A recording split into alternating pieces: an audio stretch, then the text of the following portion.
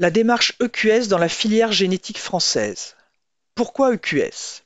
Les maladies réglementées sont surveillées en élevage de sélection et de multiplication selon la réglementation.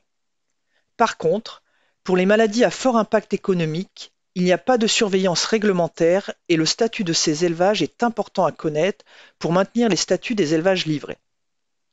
Ces maladies étaient contrôlées par les OSP depuis longtemps, mais sans plan de contrôle harmonisé. EQS a aussi pour objectif de se protéger de l'entrée sur le territoire français de souches SDRP différentes de celles présentes, ou également de l'entrée d'animaux vaccinés avec des souches nord-américaines. EQS est un plan de contrôle harmonisé de la surveillance de maladies non réglementées à fort impact économique en élevage de sélection, de multiplication et en CIA mis en place en 2014. Sur la base de préconisations et de consensus établis dans des groupes ad hoc avec l'IFIP, l'agence de sélection, les OSP, les CIA et des experts. Avec également un engagement volontaire des OSP et des CIA et un contrôle annuel par l'ASP du respect du cahier des charges EQS. Participent à EQS les adhérents à l'ASP, qui sont les OSP agréés en France et les CIA agréés et présents sur le territoire français. Bonjour Vincent. Bonjour. Quelles sont les autres maladies contrôlées dans EQS et quelles sont les fréquences de contrôle en élevage? Donc, outre les contrôles réglementaires OGSKI et peste porcine classique, l'EQS veut contrôler sur un socle minimal commun aux différentes OSP et centres d'insémination d'autres contaminants. Le SDRP d'abord. La volonté est d'afficher un suivi strict et régulier des élevages négatifs et des centres d'insémination. Le mycoplasme, comme pour le SDRP, un suivi strict des élevages qui ne vaccinent pas. Enfin, le troisième contaminant, l'actinobacillus. Depuis le début des années 2000, nous disposons de kits sérologiques pour le suivi de cette pathologie, alors qu'auparavant, le diagnostic ne se faisait que par un suivi clinique à l'abattoir ou en élevage. Dans le cadre de l'EQS, un suivi des sérovars les plus pathogènes est assuré semestriellement afin de reprendre la non-contamination de ces élevages. Pour le SDRP et le mycoplasme, le suivi se fait sur les fruits tous les trimestres, sur un échantillon qui sert au suivi réglementaire, et également un suivi sur les porcs charcutiers en fin de bande, à chaque lot de fin d'engraissement. Cette liste de maladies contrôlées est-elle immuable ou a-t-elle évolué dans le temps? Au sein de l'agence, l'EQS se veut être évolutif en fonction de l'apparition de nouvelles pathologies. Par exemple, lors de l'apparition de la DEP en Amérique du Nord et dans l'Europe, les établissements de sélection se sont mis d'accord pour un suivi de cette nouvelle pathologie. La première chose a été un engagement de livrer des reproducteurs dans les centres d'insémination issus d'élevages indemnes de signes cliniques. De la même façon, les reproducteurs importés ou la semence importée devaient venir d'élevages reconnus sans signes cliniques. Comme pour la production, l'agence de sélection porcine s'est mise d'accord pour faire un dépistage sérologique dans les élevages de sélection et de multiplication. L'ensemble des sérologies se sont avérées négatives dans nos élevages de reproducteurs. Qu'est-ce que EQS vous apporte sur le marché national?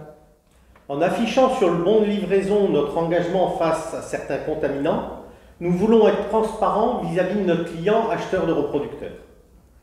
Ce suivi très régulier nous permet également de dépister très vite une contamination en élevage. Cette réactivité dans le suivi nous amène parfois à fermer des élevages. Ça a été encore le cas en 2018 au sein de Nucleus avec la fermeture d'un élevage de multiplication suite à une contamination SDRP. Cette réactivité, elle nous permet également d'aller rechercher les reproducteurs qui ont été livrés récemment dans les quarantaines et d'éviter la contamination des élevages de production par cet élevage-là. Ce suivi sanitaire, il nous permet aussi de faire des dépeuplements-repeuplements. Ça a été le cas encore en 2019 à Nucleus, avec le dépeuplement-repeuplement de notre dernier élevage positif mycoplasme en sélection. Et sur le marché international? Cette rigueur sanitaire est largement reconnue à l'étranger, puisque la France peut exporter dans l'ensemble des pays du monde, tout en respectant les protocoles sanitaires des différents pays. Le SDRP, le mycoplasme, l'actino, ainsi que les maladies réglementées sont dans ces certificats sanitaires, que ce soit pour la vente de reproducteurs ou pour la vente de semences. Au-delà de QS, quelles mesures sont mises en œuvre pour sécuriser les élevages de génétique, les CIA et les transports de reproducteurs? Cet engagement sur le sanitaire vient compléter tout un travail de long terme pour garantir le statut des élevages de vente de reproducteurs et les centres d'insémination. L'assainissement des pyramides, la mise sous filtration des élevages de sélection, de multiplication et les centres d'insémination dans les zones à forte densité, les mesures de biosécurité mises en place bien avant la réglementation de 2018, le transport en camions dédiés pour les reproducteurs et désormais, pour un certain nombre d'entre eux, en camions filtrés, mais également la contractualisation avec les transporteurs qui viennent de l'étranger ou des zones à risque. Donc bonjour Stéphane. Bonjour Isabelle. En tant qu'éleveur naisseur-engraisseur, pouvez-vous nous dire ce que vous pensez de la démarche EQS? Et en tant que naisseur-engraisseur, pour moi la démarche EQS est une démarche importante puisqu'elle me permet, elle m'assure que les animaux qui rentrent dans mon élevage ont un statut sanitaire, un haut statut sanitaire, sont indemnes d'un certain nombre de pathologies et contribuent de ce fait à l'amélioration des performances dans l'élevage en maintenant un niveau sanitaire correct.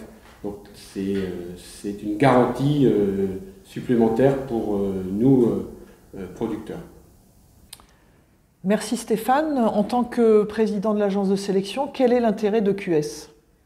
Eh bien, l'intérêt de l'EQS est avant tout un engagement donc, des professionnels de l'élevage, que ce soit les sélectionneurs, les multiplicateurs et également les centres d'insémination, sur une démarche qualité et une garantie sanitaire des élevages. L'agence donc encadre et contrôle cette démarche qui garantit le haut statut sanitaire des élevages français, de la génétique produite en France, on va dire, pour les éleveurs et pour les OP également pour ce qui concerne les plans dans le plan SDRP. C'est également, le QS est également une réponse aux démarches d'autres pays, qui sont faites dans d'autres pays, comme le Danemark avec le système SPF. Et de cette façon, nous pouvons communiquer sur le statut sanitaire des élevages et de la génétique produite en France. Au niveau international, le QS est également une démarche importante. C'est un atout de poids. Par exemple, la génétique produite en France a représenté en 2020 30% des importations chinoises, et justement grâce à ce statut sanitaire et à cette reconnaissance auprès des élevages de sélection et de multiplication. Cette démarche, elle a un coût. Pour un Véra en CIA, ça coûte 44 € par an. Pour un élevage sélection-multiplication, c'est 1990 € par an, ce qui représente un coût global pour l'ensemble de la filière, CIA plus les élevages du schéma sélection-multiplication, 475 000 € par an.